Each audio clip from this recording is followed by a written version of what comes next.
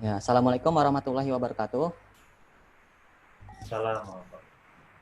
Waalaikumsalam Baik, warahmatullahi terima kasih wabarakatuh. pada Pak Slamet Widodo sebagai dosen pembimbing saya telah hadir dalam acara ini, dan terima kasih juga kepada Pak Made dan Pak Supriyanto sebagai dosen penguji.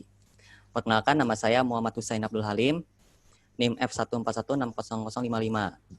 Saya merupakan mahasiswa TMB, Teknik Mesin dan Biosistem, angkatan 53, yang tahun masuknya tahun 2016.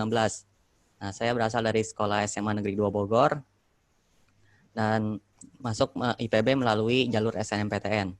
Saya pernah mengikuti kegiatan organisasi ya seperti Himpunan Mahasiswa Teknik Pertanian dan mengikuti sebagai staf divisi, salah satu staf divisinya, dan juga pernah mengikuti kegiatan KKN di KKN tematik tahun 2019 di lokasinya di daerah Tegal.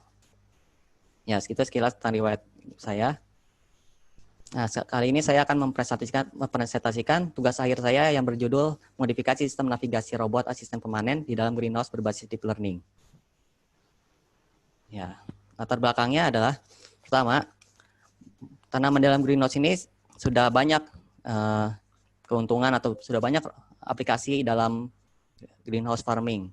Nah, salah satunya adalah adanya penerapan robot-robot yang ada di dalam greenhouse tersebut. Nah, salah satu aplikasi robotik yang ada, salah satunya bisa membantu untuk pemanen dalam melakukan kegiatan pemanenan. Nah, salah satu robotnya ini sebutannya juga robot asisten pemanen.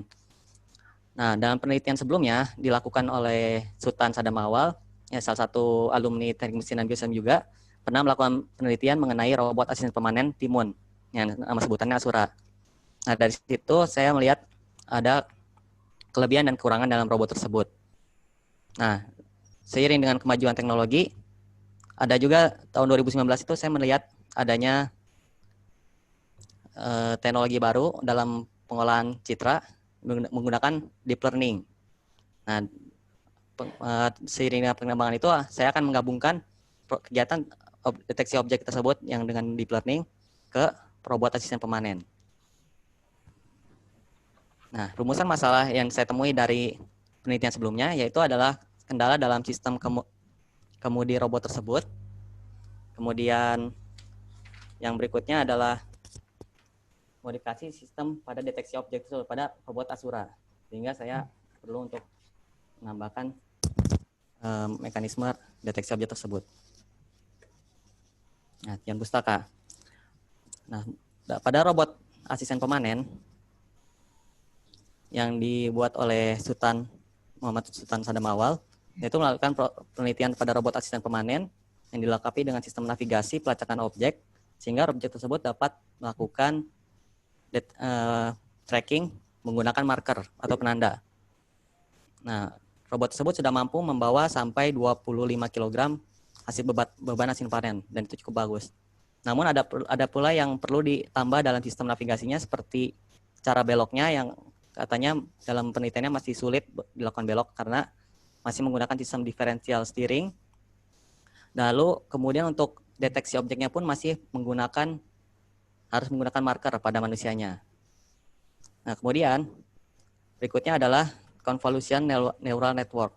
Convolution neural network merupakan jaringan saraf tiruan yang dapat dilakukan konvolusi atau penggabungan. Jadi dari input nilai RGB lalu digabungkan dari matriks yang banyak, dilakukan suatu konvolusi sehingga mendapatkan suatu hasil input ya, dan dimasukkan dalam satu matriks.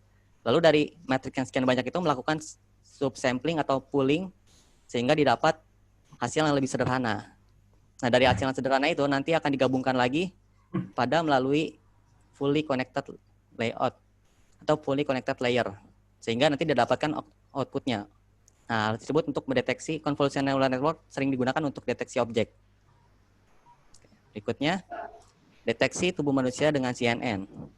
Nah, teknologi deteksi tubuh manusia ini sudah banyak berkembang, mulai dari aplikasi artificial intelligence yang ada di smartphone masing-masing orang, sudah banyak yang contohnya seperti Face App atau aplikasi lainnya yang bisa mendeteksi tubuh manusia.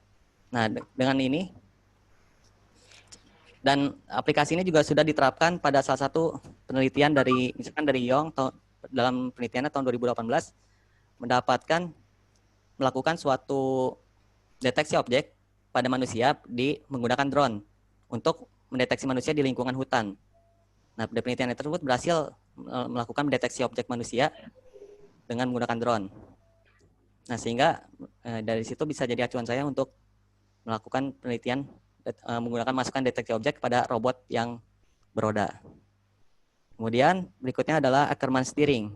Nah, ini adalah sistem navigasi untuk robotnya itu sendiri, di mana sistem navigasi tersebut nantinya akan memiliki suatu poros penghubung yang menghubungkan dua roda, yang kayak rangkaian batang penghubung, yang nantinya akan membelokkan roda. Ketika satu poros ini digerakkan, maka poros batang hubung lain akan berbelok.